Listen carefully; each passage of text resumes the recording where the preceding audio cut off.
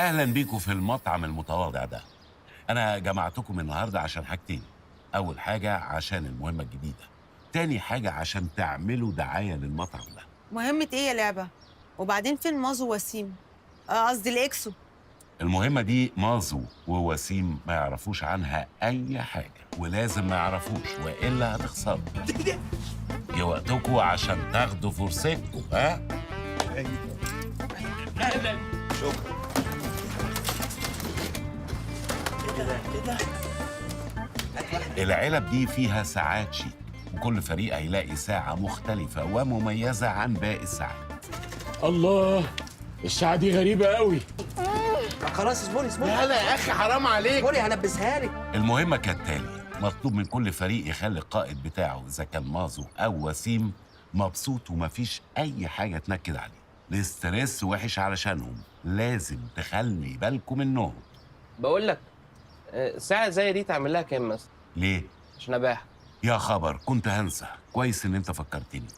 الساعات اللي في إيديكوا دي هتنفجر لو مازو أو وسيم ضغطه عدى ال 140 على 90.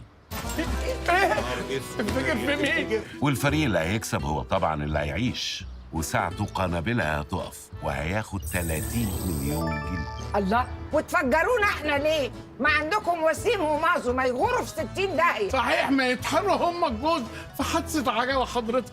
وحضرتك ايه الانفجار ده؟ ايه رأي حضرتك لو تشوف لنا كده موتة كده سنتمنتال حلوة كده، يعني سوفت درينك عن كده، حتى يبقى في ناجيين منها. مش لاقي.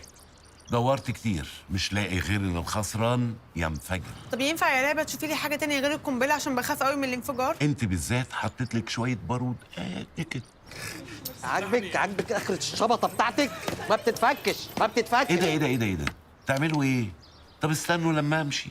الساعات دي لو حاولتوا تقلعوها قبل نهايه المهمه هتنفجر برضه.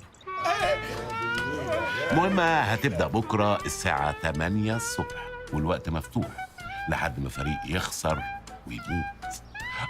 نسيت، اللي طلع له الساعة المميزة هو قائد الفريق. يلا وروني بقى هتبسطوا مازو ووسيم ازاي. على فكرة انتوا لازم تجربوا الحواوشي هنا. يعني الحواوشي دي احنا لو اكلناها الساعة دي مش هتنفجر؟ لا بس حلوة قوي، بيعملوه هايل. انت شيماء القائدة، انتوا فاهمين ده معناه ايه؟ طبعا احنا اتبهدلنا خلاص. قائدة ازاي وهي قاعدة؟ هات الساعة دي، هات. أنا مش هينفع أموت دلوقتي. أنا في ناس مسلفهم فلوس لسه ما رجعتها لهمش. أموت إزاي يا عالم؟ يعني ايه الكلام ده؟ أنا وإسراء نموت تقوم شيماء تعيش، أو شيماء تموت وأنا وإسراء نعيش؟ بعد الشر عليك يا ماما، انت تموتي وانا وشيماء نعيش. قصدي احنا نموت وانت تعيشي. قصدي ان شاء الله ما حدش فينا هيموت.